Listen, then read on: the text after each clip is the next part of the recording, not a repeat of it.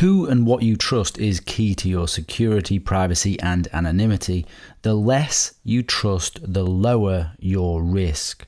You want to minimize the number of things that you trust, including yourself.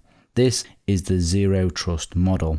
To protect our assets, we have to make choices about trust. We have to select software, operating systems, encryption, storage, internet service provider, password managers, what download we want to download, and even people that we need to trust to protect our assets. Evaluate instead of trusting. Everything will present a level of risk, some acceptable, some not. We can mitigate the risk by distributing the trust. This is a zero trust model. It should be applied to everything we go through in the course. Trust nothing, trust no one, evaluate and distribute the trust. So what does that really mean? Well, let me give you an example. Say you want to store files online. You want to sync your files online. You need to select a provider that offers the syncing service.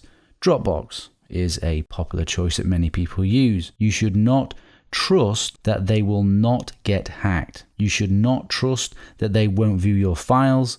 You should not trust that they will not lose or change your files. So you have to make a risk-based choice based on that zero trust. So you ask yourself, how important is it that the files remain private without being changed and to be always available? You decide that it is important, so you choose to back up the files as well in a separate location and encrypt the files, or use a service to encrypt the files client side with a decryption key that only you have. This way you have distributed the trust to the alternative backup and to yourself via encryption.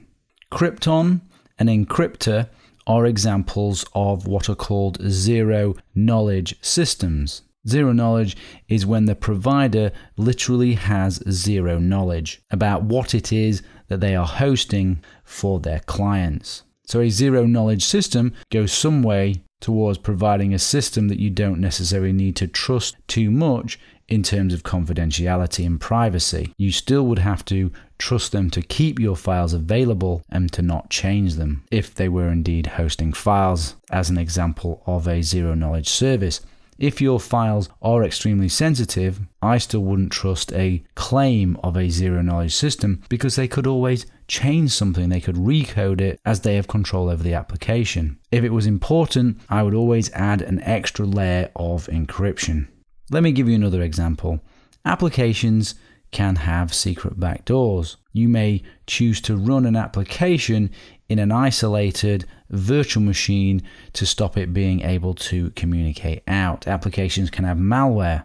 Again, you may sandbox that application instead of trusting it. You're evaluating, you're mitigating the risk, you're distributing the trust. Or you might adopt a different application completely and go with a free and open source FOSS application that has had security auditing as an alternative trust. So that's the zero trust model. You will hear me mention the use of the zero trust model throughout the course. Evaluate instead of trusting, mitigate the risk by distributing the trust.